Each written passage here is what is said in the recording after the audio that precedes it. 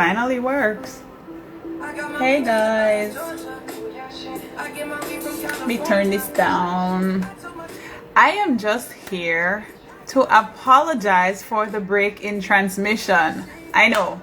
So a lot of people don't know that in a first world country that the electricity goes. Not the electricity, the internet. I've never actually had my electricity gone before. So electricity going out is not a thing here. Your heat going out, not so much. But your internet connection, for sure. Because recently what happened was that there are 3 major networks here in Canada. That's for your internet and your cell phone services. And the major provider went out of commission recently. So there was a particular day when nobody had internet and phone service. It's kind of like the day when I think it was it Instagram and Facebook that went offline and people were like, what's happening? So we had a similar situation here with our phone connections. So I noticed for the past couple of, I just say probably weeks, it's been getting worse, but for the past couple of months, like there are places where I'll be driving on the highway, etc., and my signal goes. It just goes. So yeah, not having your internet here is an actual thing, unfortunately.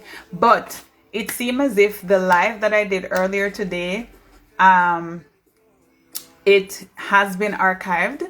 So I'm waiting for access to that because they have this weird thing to say, oh, we're processing, check back later. And I think it has a lot to do with my internet connection. So I'm going to check on that and I'm going to post the live for those people who didn't get a chance to make it. And for those people who came in the middle of the conversation or closer to the end, they'll have the opportunity to watch it from the beginning. And I hope that persons took away a good lesson from this and left feeling more empowered, knowing that you already have gems in your hands. And if you have the money, yes, a lot of people don't like to talk about money, but money, there was a saying when I was growing up that money makes the world go around. That's straight facts. There's no lie there. But I think what they really meant was that in order for you to get goods, products, services, you have to exchange money, even for people's time. So money is just a tool. So if you have it at your disposal, leverage it. Try not so hard. Well, when I say not so hard, try not to be so attached to things or attached to money that you're afraid to spending on yourself or investing in yourself, because unless you unlock that, you won't be able to move to a particular level or move up to a higher level. And maybe that's where you're aspiring to be, but it comes at a cost. Are you willing to pay in terms of your time? Are you gonna build courage? Are you gonna build confidence? Are you gonna grit it out? So that's basically why I came back on here, just to kind of apologize to you guys, because it's no fault of mine. I have no control over the internet, but we were having a good session. I was about to end, but I had a break in transmission because I lost the live. But I believe it's been saved in my archive. I'm not going to save this one. I'm going to post the one I did earlier today. And I hope that somebody finds value in the information, or at least there's a takeaway lesson for them. All right. So, hi. I have new audience. Hi, Richie and Malika. Hi, Mel. Happy belated birthday. I saw you were celebrating your birthday recently, Malika. Happy belated birthday. Yeah, so I did the live earlier today, and I have it in the archive, so I'm gonna post it. I'm just waiting for it to be accessible to me. But yeah, today I talked about some people who are being deported. They've been ordered removed from Canada just because they came on a work permit. And they say ignorance of the law is no excuse. These people were working, and the company that contracted their services basically, duped them. they don't have the proper documentation, and Canada Border Service Agency is sending them back home, and I feel so badly for them. Yeah, so I wanted to share that with all my professionals out there. I'm not just here for professional, but it's more relatable for them and for me, because we're probably along the same lines, or in the same class, or at the same educational level, and we absolutely have the capability to sponsor ourselves here. You don't need a temporary work permit, or you don't need to become a student, which is what a lot of people do. God bless their souls. They're making up for that $20.8 billion that Canada just pushing in their pocket. And I don't think they will necessarily have me up for saying this, because they know even if I say this to people still are gonna come here as students. Like, they want to come to Canada, not knowing that is one of the most expensive roads to be here, where they could really leverage that money and come here and then go to school. Like, what Havali is gonna do? Yeah. Hi, Sana. Hey, girl. How you doing? I'm just here on live. I did the real live, and then I lost my connection. And I was telling people that, you know, you think you're in a first world country and there's no,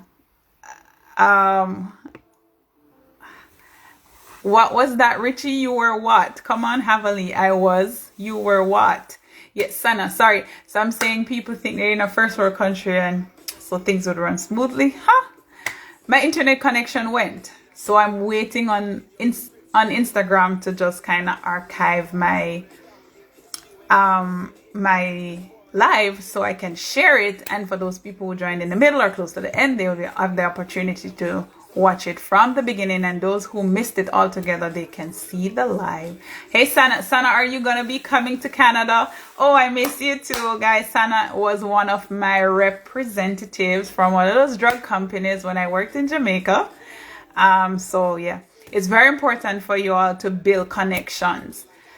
Very, very important. Oh, Richie, I'm so sorry to hear that you were an international student. I'm sure you have no regrets, except that it cost you a lot of money. Yeah, being an international student isn't a bad thing. And there are a lot of international students who came here on scholarship, whether it's partial scholarships or full scholarships, and they're international students who come here and they get to work with the institution, and so they pay a lower amount. But personally, that was not the road for me. One of my goals coming to Canada was to go to school, but I'm like, I'm not gonna pay international student fee, because I know that even when I was in pharmacy school, we paid in 2009 for my first year tuition at pharmacy school. I paid $309,320, and there was a student from Grenada. He did not pay the same. When I looked at it, I was like, my goodness. It was a whole lot. And that was how I knew that international students did not pay the same rate that local students paid. So I've always had that in the back of my head. And moving to Canada, I was like, I'm not going to become an international student when I could use that money, show the government, because they're not going to take the money from me. They're not even going to ask me. In fact, when I landed in Canada, nobody asked to look at the money I have. But don't chance it. You need to come with your money, or your check, or your draft, or your bank draft, or whatever it is that is required of you. You need to come with it, because they could just randomly ask you to show it to them. But me, they did not ask me anything. I just went through. They didn't ask to show anything. I guess, I don't know if they trusted that I'm a pharmacist and we're the #1 most trusted professional. I don't know if that was the reason.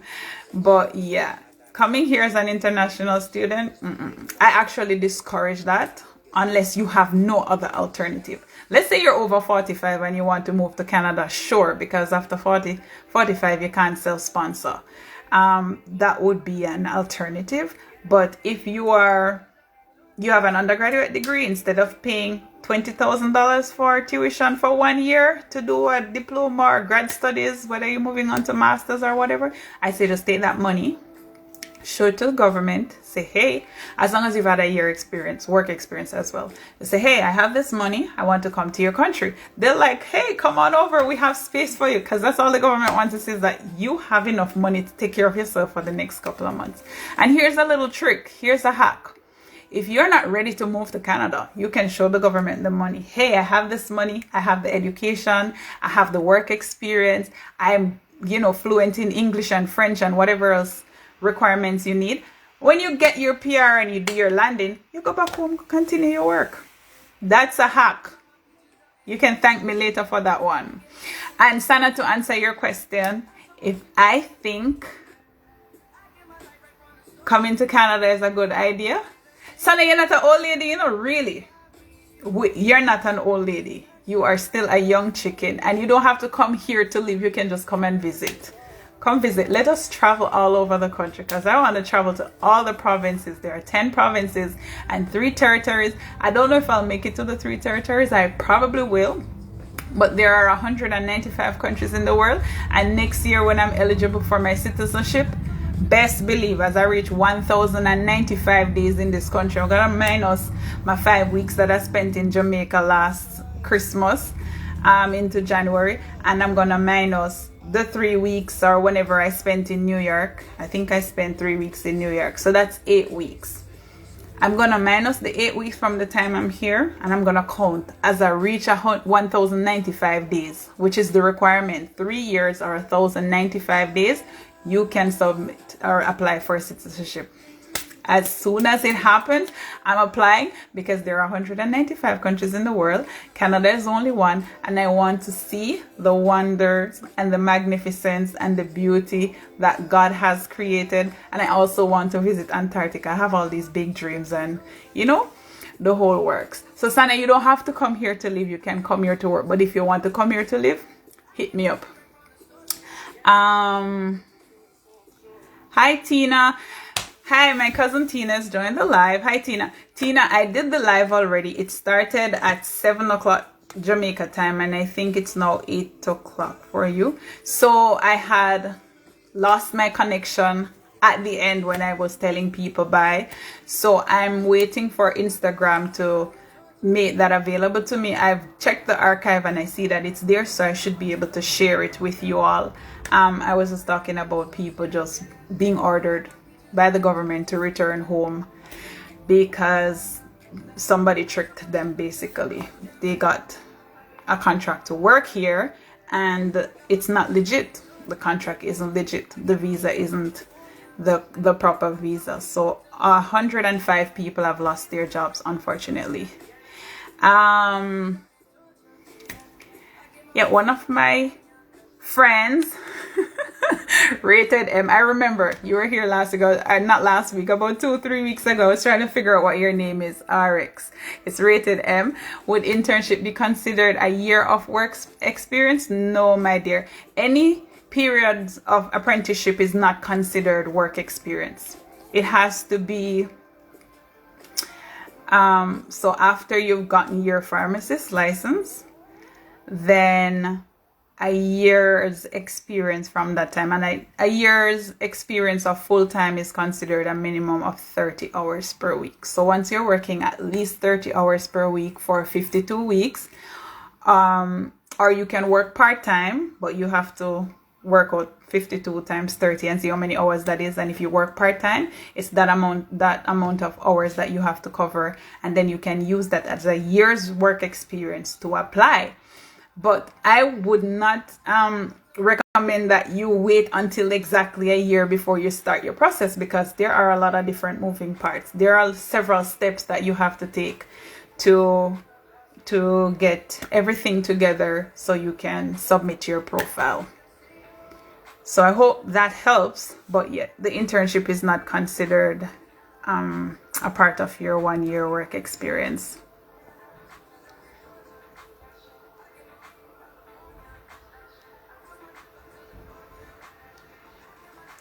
Okay, Sana, I hear you. Sure.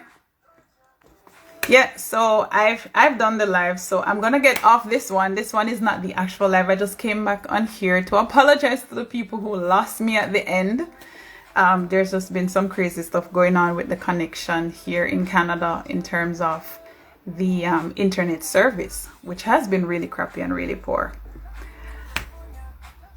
Hi, Petrina. Yeah, so I'm gonna post it and I will talk to you guys next week, Sunday at 6 p.m. Mountain Time. I'm getting it right. 8 p.m. Eastern Time, and at 7 p.m. Central Time. Central Time is similar to the same time that's in Jamaica. Right. Bye. Thank you guys for joining in. Take care. Have a great week.